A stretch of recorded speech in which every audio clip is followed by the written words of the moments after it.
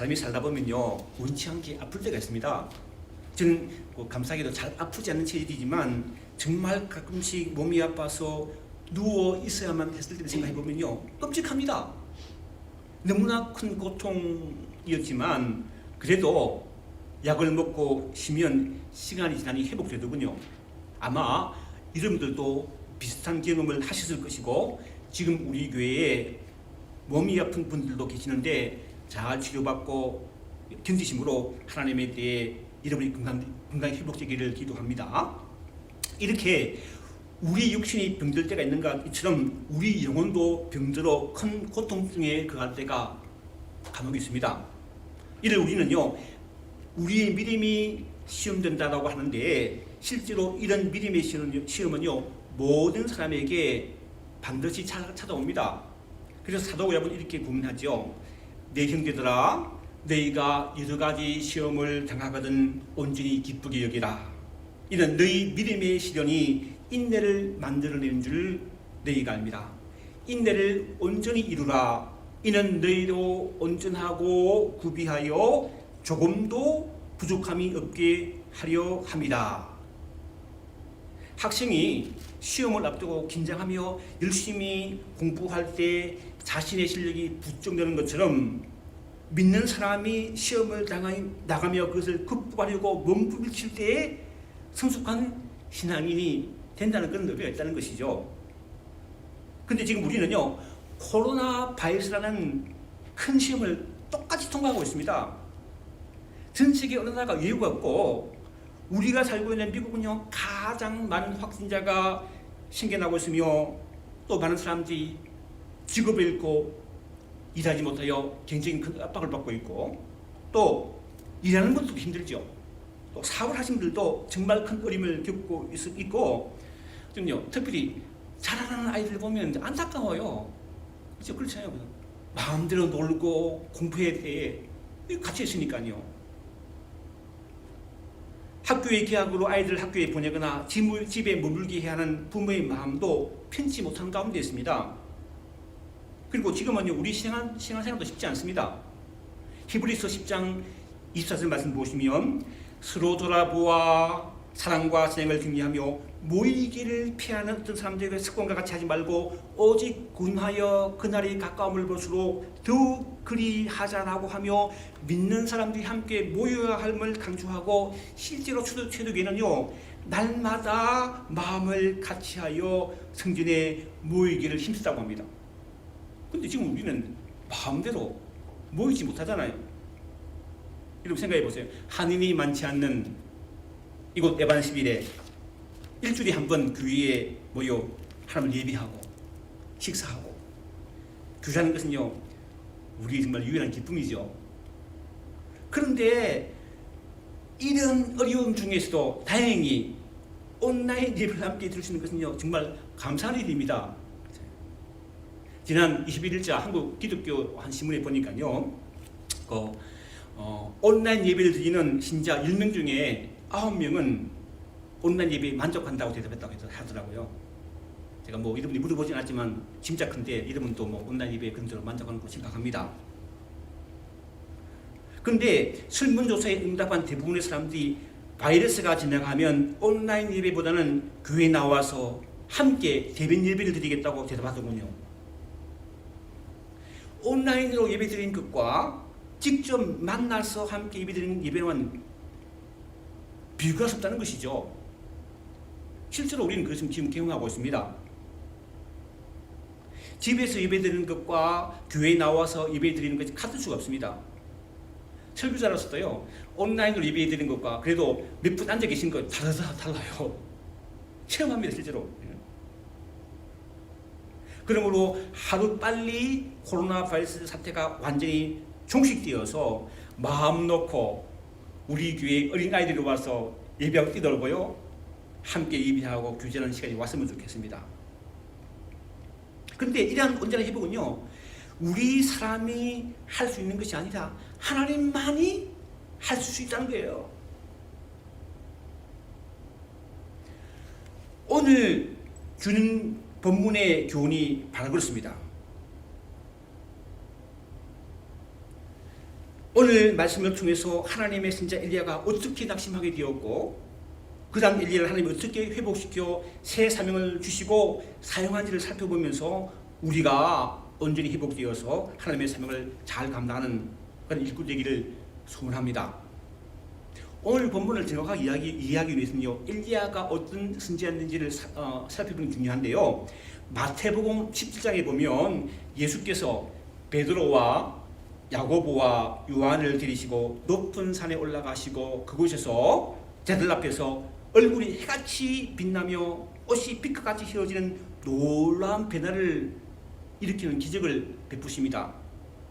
바로 그때 모세와 엘리야가 나타나 예수님과 함께 이야기했다고 말했다고 하죠.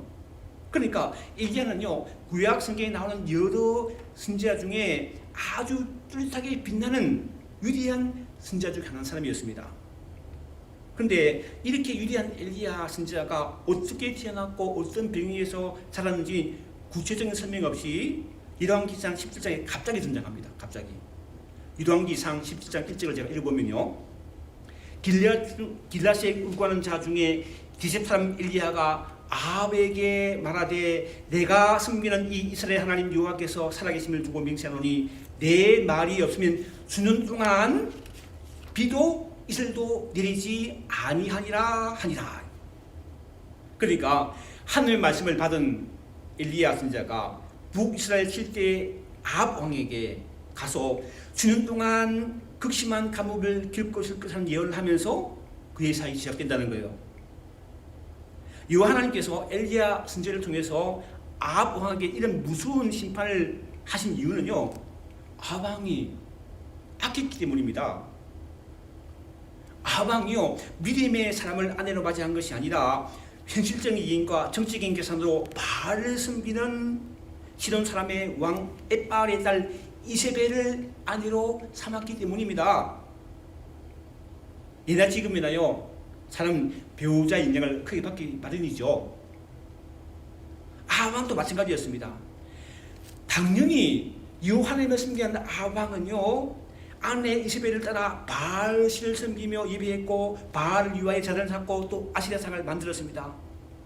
이에 하나님 여호와는요, 크게 진노하시고 분노하시어서 엘리야 선지자를 통해서 수년 동안 비가 내리지 않는 극심한 가뭄을 심판하실 거라고 예언하신 것입니다. 한편 아합 왕 입장에서는요, 엘리야 선지자의 이러한 심판 예언은요, 자신의 정책에 대한 도전을 여겼습니다. 도전한다는 거예요. 내가 하는데. 따라서 아합 왕에 있어서 엘리야 선지자는 제거의 대상이었고, 이에 엘리야 선지자는 요단 거리 시내가로 도망하여 그곳에 머물며 까마귀들이 물어다주는 떡과 고기와 샘물을 마시며 버텨내야 했습니다.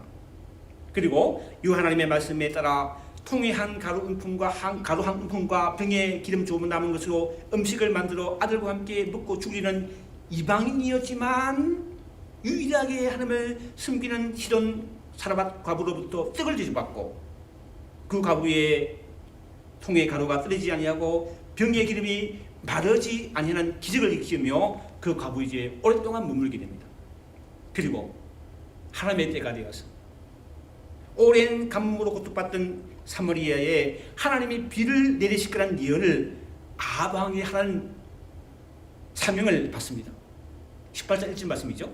읽어보면요, 40날이 지나고 제3년에 여호와의 말씀이 엘리야에게 임하여 이르시되 너는 가서 아합에게 보이라. 내가 비를 지면에 내리리라.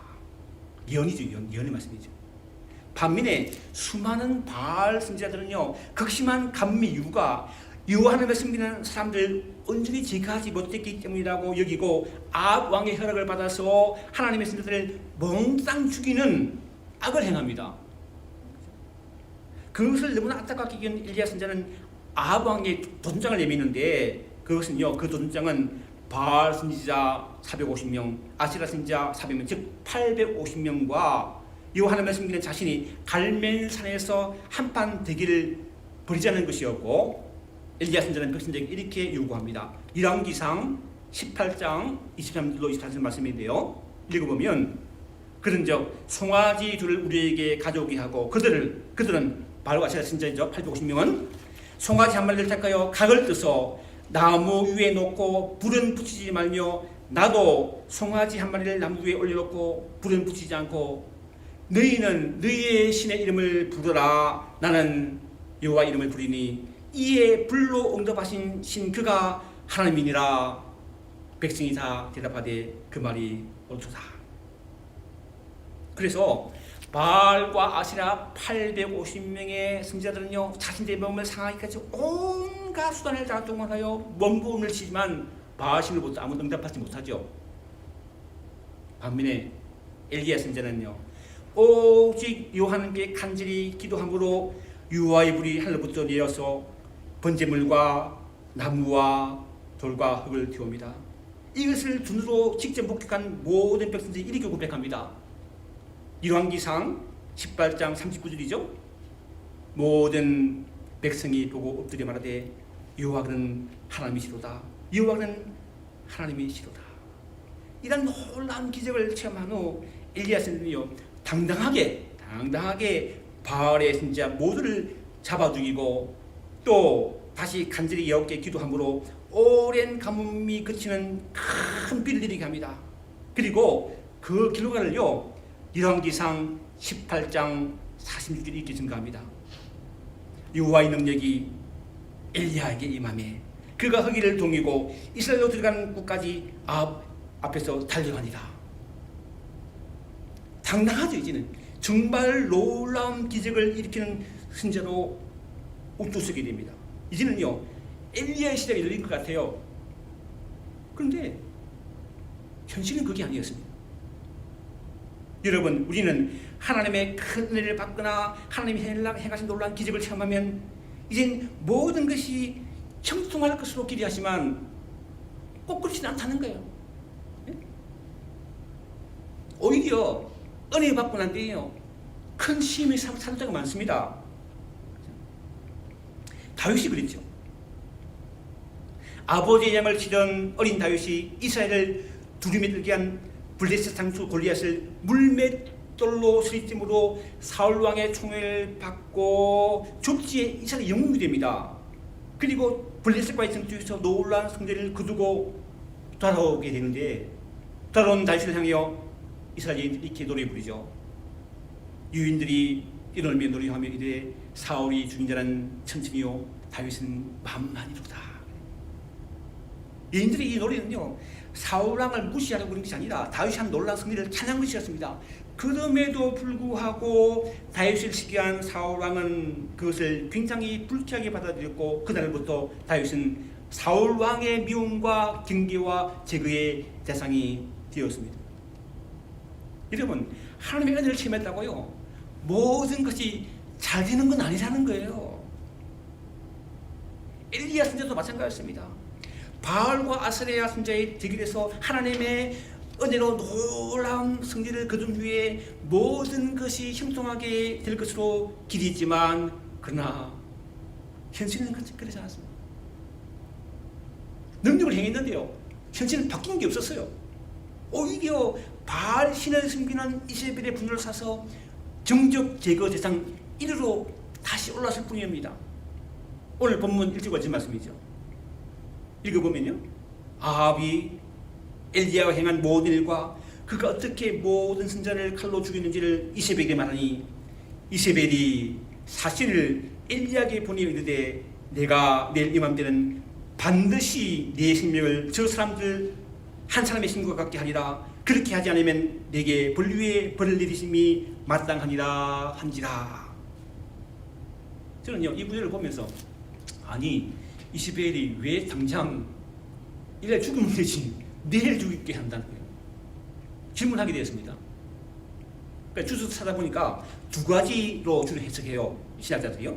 하나는 백성들이 환호를 받은 엘리야를 죽이는 것이 상당한 부담을 감수하는 것이었기에 그냥 유혹해서 떠나게 하는 것이라는 거예요.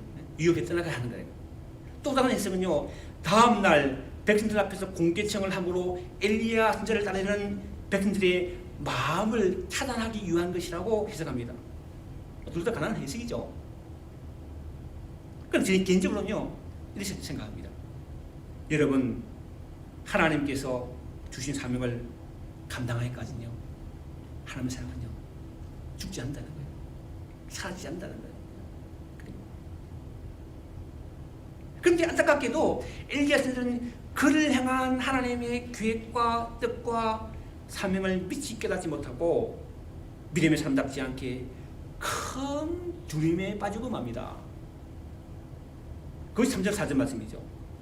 읽어보면요, 그가 이 형편을 보고 일어나 자기의 생명을 위해 도망하여 유다에 속한 블삽에 이르러 자기의 사원을 그곳에 머물게 하고, 4절, 자기 자신은 광야로 들어가 하루길쯤 가서 한 로뎀 나무 아래에 앉아서 자기가 죽기를 운하여 이르되, 여호와여 넉넉하오니 지금 내 생명을 거두시옵소서. 나는 내 조상들보다 낫지 못합니다. 여기서 우리는요 믿음의 선지자 엘리야, 위대한 선지자 엘리야가 저지른, 그리고 우리가 저지르기 쉬운 두 가지 실수를 보게 됩니다. 첫째는요, 그는 하나님을 바라본 것이 아니라 자신을 둘러싼 형편을 바라봤습니다. 3절 말씀 보시면요, 그가 뭘 보고요? 이 형편을 보고. 창세기 12장을 보면요, 하나님의 말씀을 따라서 그가 살던 정든 고향 친척 아비를 떠나 하나님이 보여줄 땅을 향해 믿음으로 담대히 떠났던 아브라함이 심한 기근으로 인해 애고로 내려갔을 때에 참으로 엉뚱하게 되어 자신의 아내에게 애굽 사람을 보면 나는 아브라함의 누이입니다라고 말하게 합니다. 왜 그렇습니까? 애굽 사람들이 자신의 아름다운 아내 사례를 차지하기 위해서 자신을 죽일까? 두렵기 때문입니다. 갈라디아서 2장을 보면요, 안디옥 교회에서 위대한 영적 집사 게바가 이방인과 함께 시사하다가, 당연하죠, 뭐 믿는 사람이 이방인과 시사하다가, 그때까지 여기 율법을 지키는 것을 중요하게 생각했던 야보구와 파견한 어떤 사람들이 온다는 이야기를 듣고 혹 비난을 받을까 두려워서 시사자를 황급히 떠나는 실수를 본 겁니다. 여러분, 믿음의 사람도 하나님을 바라보지 않고 환경을 바라보거나 삶을 바라보면 이런 큰 잘못을 저지르게 되는 것입니다. 위대한 엘리야 선지자도 마찬가지였습니다. 하나님만을 바라볼 때는요, 가뭄 예언, 심판 예언을 불사하지 않고요, 목숨을 걸고 바알과 아세라 850명의 신들과 대결했던 그가 환경을 바라보자, 이스라엘을 바라보자, 그의 굳건한 믿음이 일순간 무너진 것입니다. 여러분, 우리도 하나님을 바라보지 않고요, 사람을 바라보고 환경을 바라보고 무너진다는 거예요. 둘째, 그는 자신의 생명을 위해 도망했습니다. 저는 예수 믿기 전에는요, 왜 살아야 하는지 몰랐습니다. 보통 사람들은 그냥 사니까 사는 거죠. 그런데 예수 믿고 나니 달라지더군요. 기독교 원리를 107개의 질문과 답으로 요약한 책인 요리문답의 1번의 질문과 답이 우리가 왜 살아야 하는지를 잘 보여줍니다. 1번 질문이 있습니다. 사람의 제일 되는 목적이 무엇입니까? 답은요, 사람의 제일 되는 목적은 하나님을 영원하게 하고 영원토록 그를 즐거워하는 것입니다. 그래서 우리는 주일인 오늘 하나님을 예배하는 것이며 돌아오는 한 주간도 믿음으로 사는 것입니다. 왜? 이것이 바른 길이고 이것이 우리를 가장 행복하게 하는 길도 믿기 때문입니다. 사도 바울도 로마서 14장 8절에 이렇게 고백하죠. 우리가 살아도 주를 위해 살고 죽어도 주를 위해 죽나니 그러므로 사나 죽으나 우리가 주의 것이로다. 여러분, 이게 희생하는 게 아니에요. 내 행복을 위한 게 행복, 내 삶의 목적을 위한 거예요. 그런데 믿음이 떨어지면요, 주를 위해 사는 것이 아니라 나를 위해 살게 되는 것입니다. 진짜 엘리야가 그랬습니다. 믿음이 충만할 때는 자신의 목숨을 걸고 하나님께 충성했지만 믿음이 떨어지자 자신의 생명을 유지하기 위해 브엘세바의 광야로 도망한 것입니다. 그리고 자신의 처지를요 한탄하듯 일으키기도 합니다. 사절 말씀이죠.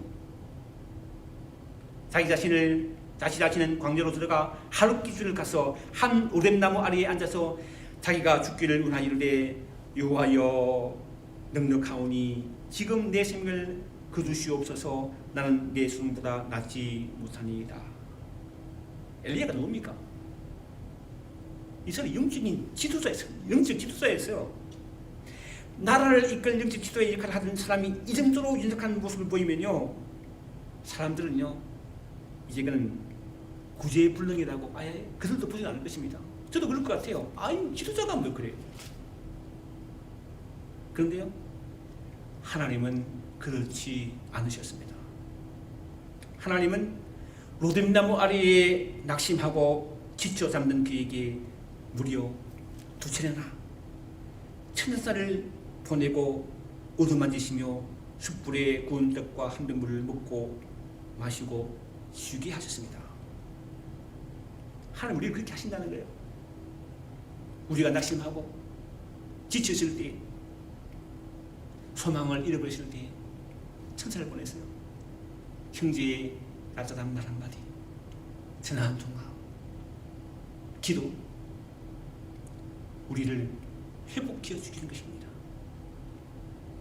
이런 하나님의 은혜를 힘입어 쉬고 먹으며 기운을 차린 엘리야는 40주 40년을 거쳐서 과거 모세가 유 하나님과 대화를 나누었던 하나님의 산 호렙에 이르게 되고 그곳에서 유 하나님을 다시 만납니다.